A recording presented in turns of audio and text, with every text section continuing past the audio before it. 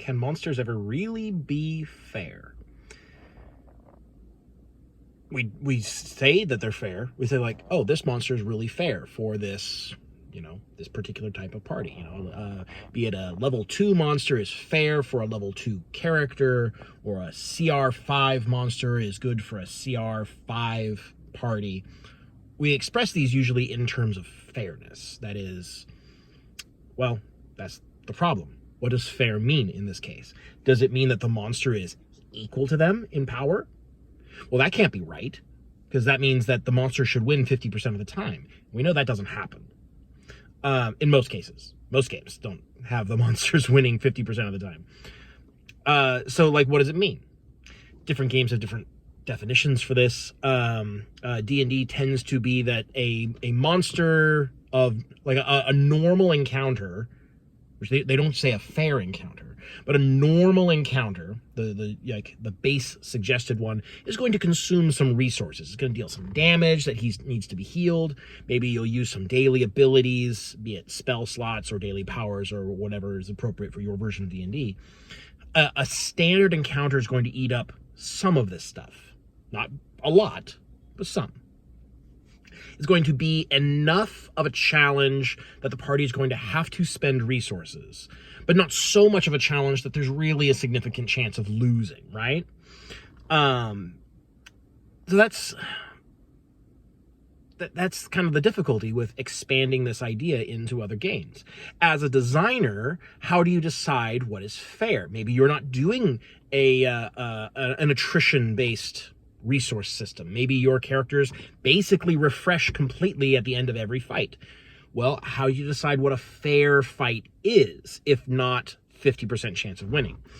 A trap that I often see new designers getting into is trying to design fair monsters that are equal to player characters, either because they're actually built the same way as player characters, or just mathematically they are equivalent in power to in some way. The issue with that is then that, like, what is the game saying to the person running the game? What is the game saying to the GM about how to build encounters? Is like, if you have monsters that are equivalent to characters at character creation, are you supposed to use those monsters against characters that are at character creation, that are like brand new, not advanced at all? That's an issue, and it's going to come down largely to, like, what's the philosophy of your game? Are fights supposed to be a coin toss? Tactics aside. If so, I think, like, that has a lot of implications about the way that your game is supposed to be run. Like, maybe combat is considered a fail state because it's so risky. Maybe characters get cycled out regularly because it's so deadly that people die frequently. That kind of thing. I think having a basic, like, anywhere close to an even chance of losing a fight says a lot about a game and what the player's relationship to violence is supposed to be. Certainly a game like D&D, or any kind of heroic fantasy, or high fantasy, you're expecting the player characters to come out on top of any given conflict nearly all the time. There's going to be exceptions to that, but they should be extremely rare, maybe a couple or 3 times in a campaign. If you're doing something a lot more gritty, like a lot of OSR stuff, maybe getting into a fight just isn't a good idea. The higher those odds go, and it doesn't need to get very high, like, once you get to about maybe 10% chance of losing, I'd say, like, let's not fight if we can possibly avoid it. Control them, run away, unless something very vital is at stake, because and that should be the way the characters think about it. That should be a diegetic thought that runs through the character's head. Like, our odds of coming out of this alive, maybe they're better than even, but they're not fantastic. Like, there's significant, non-negligible chances that we're gonna die here, so let's don't. And I think the players should probably think the same way, unless they are being sort of callous with their characters. Like, that's also a possibility. It just occurred to me that like this is a thing that I think maybe isn't necessarily on the radar of new designers when they're starting to come up with like their monster math. How to compare the monsters to the player characters. And oftentimes the default thought is my monsters should be equal to the player characters if they are an appropriate fight, right? And it kind of makes a kind of logic, doesn't it? If the monster has the same to hit and the same defenses and the same range of hit points as the player characters, well, then it should be a pretty even fight. And even fights are what's interesting, aren't they? Aren't they? Well, maybe not. Or I should say, they're probably pretty interesting, but it's not really sustainable for any game where being defeated in combat results in a sort of end state. What I'm doing for Code World, what I'm going to be shooting for is maybe like a 60 to 75% win rate for the player characters in each individual scene. Like basically each fight, 60 to 75%. Now, if you think about that, when you get to, like 3 fights in a row, your odds of coming out on top across all 3 are pretty low, actually. So what I'm doing is I'm creating a mechanic that says that like the players losing a fight is not the end, because they can't die without the player's consent. There is an in-universe explanation for how they get out safely, these kinds of things. So like I'm padding the sides to make sure that losing a fight is not the end. But in a lot of games, losing a fight is like the party wiping. It's a TPK if they don't beat the enemy. Like those are kind of the 2 main options. So I think that if you're going to have a game where there is a significant chance of the players losing, then you need to have 2 things, or one of 2 things rather. One, a good mechanic for making sure that they can get out alive, even if they lose. Fabula Ultima does the thing where you can choose to either surrender or sacrifice when you go down, and you can only sacrifice under certain conditions, and if you surrender, you will be fine. You wake up in the next scene. And that's it's a video gamey mechanic, but like that's the theme of the game. Or you can have good, solid mechanics for running away. And I think this is probably going to be the more general solution for a lot of games, is that once the players realize they're in over their heads, maybe one person's gone down, they're on their way to dying, and they're like, we probably are going to lose this fight. Let's cut our losses and get out of here. There needs to be good mechanics for running away from combat. D&D doesn't have these mechanics, and so a lot of people don't think to include them. Well, I don't say a lot of people. That's unfair. I think people... There's a significant population that doesn't think about surrendering or fleeing mechanics because they don't exist in the sort of traditional games inspired by D&D. I think that's a much more fair way to say it.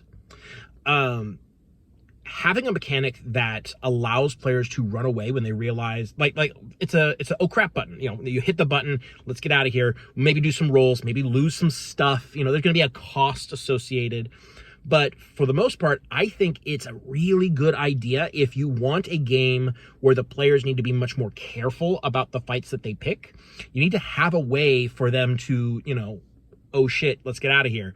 Because if you don't, there tends to be a certain sunk cost fallacy. Like, well, that guy's dying. I think if I run away, I might die too. So I might as well just stay in and try. Like, maybe we'll get lucky. That kind of mentality is born of not having a really good, robust option for removing yourself from the danger. And so I think having a system that allows you to remove yourself from the danger creates opportunities for players to make choices other than I'm all in, and I'm going to double down on this bad decision we've already made.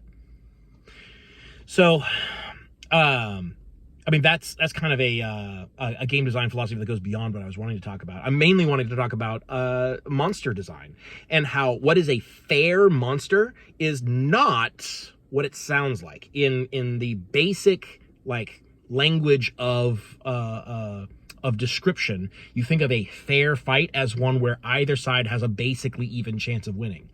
But in RPGs, you don't usually want that. You want the players to win nearly all the time, unless you are the kind of game where that isn't an assumption. But I think it is a basic assumption for RPGs, unless your game specifically says otherwise, you know. And even if the players are supposed to lose a lot, losing a lot is like, if you lose 25% of the time, think about how many fights typically happen in an RPG, even one that isn't completely combat focused. If violence is a noticeable part of your RPG and you lose a quarter of your fights, if you have 4 fights, how many should you lose? 4 fights in an entire campaign. You should lose one of them. And so you need to have structures in place to account for that. And 25% is a pretty low win rate if you think about it. A pretty low lose rate, you know. So I think there should be some, like, if you're making a game and you are trying to decide how to balance monsters, and this is balance in the sense of, you know, players versus the environment balance, which is different than player versus player balance, then you need to take into consideration, like, what is a balanced encounter, and if it is not very, very low, if your goals are to make a reasonable chance of the players losing, then you need to have systems in place to account for that. Especially if your game is supposed to go on for, like, a campaign rather than being a one-shot. Because if your game's mainly about one-shots, sure, like, players can die, whatever. It doesn't really matter. Because it's all a self-contained story. But if you want a continuous campaign where fighting is going to happen, even periodically, then you need to take these into consideration and decide how it is that you want to handle win rates and monster difficulty. And I think that having monsters be equal to players is not really a particularly elegant solution. It sounds like it should be the sort of intuitive default way to make monsters, but I think it creates more problems than it really solves. And certainly if monsters are as complex as player characters, then it becomes an issue of, like, you know, how much load is that on the GM to run multiple monsters that are just as powerful and just as complex as a player character. Which, like, that's a thing you could do, I suppose. I don't think it's especially ideal. Even Lancer, where NPC mechs are basically, like, they're kind of on par with player mechs as far as, like, their stats go, like their attack and defense stats, you know, pretty comparable overall. They have way fewer abilities and way less health. So it is assumed that the players are going to sort of mow down enemies on the regular. And the question isn't, like, are we going to beat these bad guys? It's, are we going to accomplish the objective while beating these bad guys? You know, so I think that that's a generally more elegant approach to enemy design than we'll just make bad guys that use the good guys' stats, which I'm frequently not a fan of. I think that that NPCs and PCs pretty much should, like, I don't know that there is a really good argument for the verisimilitude that is required to have NPCs being made with PC methods. I just don't think that there's much of a benefit to that.